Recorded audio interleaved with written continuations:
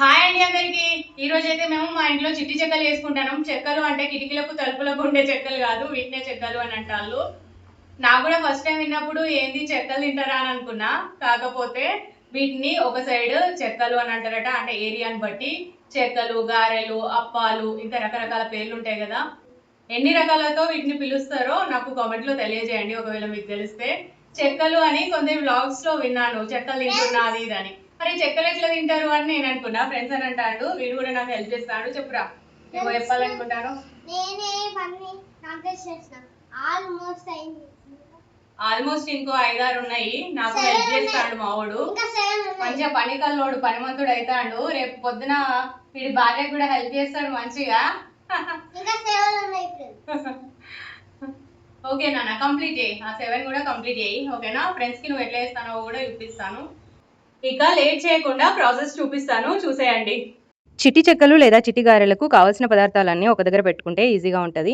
అన్ని క్లియర్గా ఎంతెంత వేయాలో చెప్తాను. వాటితో పాటు నాకు తెలిసిన కొన్ని టిప్స్ కూడా షేర్ చేస్తాను. ఒక 10 పచ్చిమిర్చి తీసుకుని గ్రైండ్ చేసుకున్న. పొయ్యి మీద ఒక పెద్ద బౌల్ పెట్టుకుని 1 కప్పు 3/4 కప్పు వాటర్ యాడ్ చేసా. 2 కప్పుల పిండికి పిండి ఎంత తీసుకుంటామో దానికి కొంచెం తక్కువ వాటర్ యాడ్ చేసుకోవాలి. 3/4 స్పూన్ సాల్ట్, 1 స్పూన్ జీలకర్ర యాడ్ చేసా. కరివేపాకు చిన్నగా కట్ చేసి యాడ్ చేసా. బరకుగా మిక్సీలో తిప్పి కూడా యాడ్ చేసుకోవచ్చు. ఒక చిన్న టీ గ్లాస్ నిండా పెసరపప్పు యాడ్ చేసా. నువ్వులు, వాము, పల్లీలు, శనగపప్పు ఇవన్నీ కూడా యాడ్ చేసుకోవచ్చు. చాలా సింపుల్ గా చేస్తున్నా కాబట్టి ఇవేం వేయలేదు. పుదీనా, కొత్తిమీర కూడా యాడ్ చేసుకోవచ్చు. ఇందాక మనం ముందుగా గ్రైండ్ చేసి పెట్టుకున్న 10 పచ్చిమిర్చి పేస్ట్ ని ఇందులో యాడ్ చేసుకుంటున్నా. పచ్చిమిర్చి వద్దనుకున్న వాళ్ళు ఈ ప్లేస్ లో కారం కూడా యాడ్ చేసుకోవచ్చు. పచ్చిమిర్చి సగం, కారం సగం కూడా యాడ్ చేసుకోవచ్చు. ఇవన్నీ వేసాక మంచిగా కలుపుకొని సాల్ట్ టేస్ట్ చూడాలి. బిర్యానీకి రైస్ ఉడికించినప్పుడు సాల్ట్ ఎంత వేస్తామో అలా వేసుకోవాలి.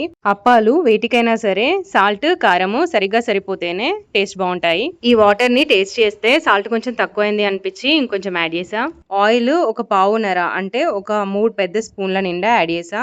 మళ్ళీ చెప్తున్నా, 2 కప్పుల పిండికి 1/3 వాటర్ యాడ్ చేసా. ఒకవేళ పిండి గట్టిగా అయిందనుకోండి ఏం చేయాలి అనేది కూడా చెప్తాను. నీళ్లు మరిగాక అంతా కలుపుకొని 2 కప్పుల పిండి యాడ్ చేస్తున్నా. ఇందాక చేసిన ప్రొసీజర్ మొత్తము హై ఫ్లేమ్ లో వేసాము. ఇప్పుడైతే మంటను ఆఫ్ చేసుకొని పిండి కలుపుకోవాలి. మొత్తం ఈ వాటర్ పిండికి కలిసే విధంగా కలుపుకోవాలి. ఇదంతా పెద్ద లెంతీ ప్రాసెస్ అని అనుకునేటోళ్ళు పిండిలోనే నేను చెప్పినవన్నీ వేసుకొని సరిపడా మరిగే నీళ్లు వేసుకొని కలుపుకుంటే కూడా సేమ్ టేస్ట్ లో అప్పాలు చేసుకోవచ్చు. పిండి బాగా వేడిగా ఉంది, కాస్త చల్లారాక చేసుకుందాము. మూత పెట్టి కాసేపు పక్కన పెట్టుకుంటున్నా. ఇంతలో ఒక గ్లాస్ తీసుకొని దానికి ఒక కవర్ చుట్టుకున్నా, అప్పాలు ఒత్తడానికి వీలయ్యేలాగా. ఈ గ్లాస్ తో అప్పాలు ఎలా ఒత్తాలో ముందు చూపిస్తాను. పాతకాలంలో ఇలానే చేసేవారు అప్పాలు. మేము చిన్నగా ఉన్నప్పుడు చిన్న చిన్న చెంబులు ఇచ్చేది ఒత్తుమని, మేము ఒత్తుకుంటుండేది అన్నట్టు. ఈ మిషన్లు అప్పుడైతే లేవు. పిండి కాస్త చల్లారింది. ఒక వెడల్పాటి డబ్బాలో పిండి వేసుకొని మంచిగా ఒత్తుకుంటూ పిండిని కలుపుకొని చిన్న చిన్న ముద్దల్లా చేసుకోవాలి. లేదంటే ఒక పొడవు ముద్దలా చేసుకొని నైఫ్ తో కూడా కట్ చేసుకోవచ్చు. ఇలా చేసిన చిన్న చిన్న ముద్దల్ని ఇలా వీడియోలో నేను చూపిస్తున్నట్టు ఇందాక గ్లాస్ కి కవర్ చుట్టుకున్నాం కదా, దాంతో ఒత్తుకుంటున్నాను. ఇలా అయితే అన్ని సమానంగా వస్తాయి.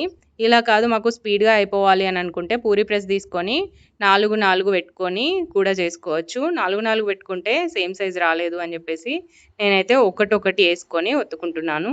పూరీ ప్రెస్కి పైన కింద కవర్ కట్టుకొని ఇలా చేసుకుంటే ఈజీగా ఉంటుంది. మధ్యలో ఆయిల్ అప్లై చేసుకుంటూ చేసుకోవాలి, లేదంటే కవర్కి అతుక్కుపోతుంది పిండి. కొన్ని అప్పాలు చేశాక కాల్చి చూపిస్తున్నా చూడండి.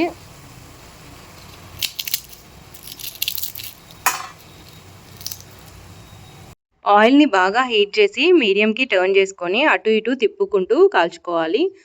మనం పళ్ళెంలో అప్పాలు ఒకదానిపై ఒకటి వేసినాం కదా పూరీలు వేసినట్టు, మరి అతుక్కుపోవా అంటే అతుక్కుపోవు. మనం పిండి కలిపే వాటర్లో ఆయిల్ వేసాము, ఇంకా పిండిని మరిగే నీళ్ళలో కలిపాము కాబట్టి అతుక్కుపోవు. ఇలా అప్పాలు ఎర్రగా అయ్యేంత వరకు కాల్చి తీసుకోవాలి. ఇందులో పచ్చికారం యూజ్ చేసినాం కాబట్టి ఎక్కువ ఎర్రగా కనబడవు. మనం కలిపిన పిండి ఒకవేళ గట్టి పడితే ఇలా నీళ్లు మరిగించుకొని యాడ్ చేసుకొని ముద్దలు చేసుకోవాలి. ఇందాక పిండి గట్టిగా ఉండడం వలన మనం చేసినప్పుడు అప్పాలు చుట్టూతా కొంచెం పగిలినట్టు వచ్చినాయి కదా, చిట్లినట్టు. ఇప్పుడైతే అలా రావు, ఎందుకంటే పిండి సాఫ్ట్గా ఉంది కాబట్టి. కొందరికి అప్పాలు రౌండ్గా ఉంటేనే ఇష్టం కదా, అలాంటి వాళ్ళు ఇలా చేసుకోండి. పిండిని సాఫ్ట్గా కలుపుకుంటే అప్పాలు రౌండ్గా చిట్లకుండా వస్తాయి. టేస్ట్ అయితే సేమే ఉంటాయి ఇవి అవి. కాశమ్మ నాకు హెల్ప్ చేస్తుంది ఇక్కడ. ఏం చేస్తున్నావు కాశమ్మ?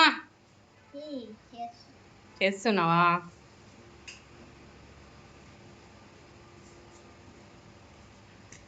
మెల్లమెల్లగా అన్ని నేర్చుకుంటున్నాడు మావాడు.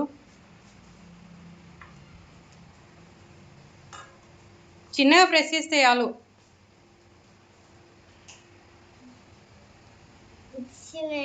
ఓకే తీ, ఏం కాదు. ఎంత గట్టిగా ప్రెస్ చేసినా కూడా అంత చిన్నగా అయిందారా నీది. అవును, పైన అతుక్కుందా. Okay, good good. అట్లనే మొత్తం చేసేయి ఇక ఇవన్నీ నేను చేసేసినా కదా, నేను కాలుస్తా ఇక. ఓకేనా?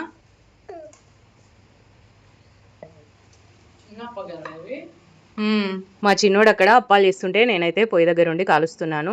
చూడండి, ఇవి ఎడ్జెస్ పగలకుండా రౌండ్గా వచ్చినాయి. పిండిని మెత్తగా కలుపుకుంటే ఇలా వస్తాయి అన్నమాట. మంచి టిప్సే షేర్ చేశాను అని అనుకుంటున్నాను. మీకు ఏదైనా డౌట్ ఉంటే కామెంట్లో అడగొచ్చు. మీకు కూడా హెల్ప్ చేసే పిల్లలు ఇంట్లో ఉన్నారా? అయితే లక్కీ పర్సన్ మీరు కూడా. అమ్మయ్య, మన చిట్టి అప్పాలు అయితే కంప్లీట్ అయిపోయినాయి ఫ్రెండ్స్. చూడండి, చేతిలో పట్టుకుంటే ఇంత సైజు అయితే ఉన్నాయి, వేళ్ళంత సైజు. మీరు ఈ ఎండాకాలం వడియాలు, అప్పడాలు, ఆవకాయ పెట్టారా సంవత్సరానికి సరిపడా? ఎండలు అయితే బగబగ మండిపోతున్నాయి కదా. మీ సైడ్ వర్షాలు పడ్డాయా లేదా వేడి గాలులే వస్తున్నాయా అనేది కామెంట్ చేయండి. ఇవి వేడి చల్లారాక డబ్బాలో నిల్వ చేసుకుంటే నెల రోజులు నిల్వ ఉంటాయి. మా ఇంట్లో అన్ని రోజులు ఏమి ఉండవులేండి, ఎందుకంటే తింటూనే ఉంటాం కాబట్టి. ఇప్పుడైతే మేము టేస్ట్ చేస్తున్నాము. టేస్ట్ చేసి మీకు చెప్తాము ఎలా ఉన్నాయో. తెల్లారింది, మంచిగా తెల్లారంగా తింటున్నాము స్నాక్స్ కింద.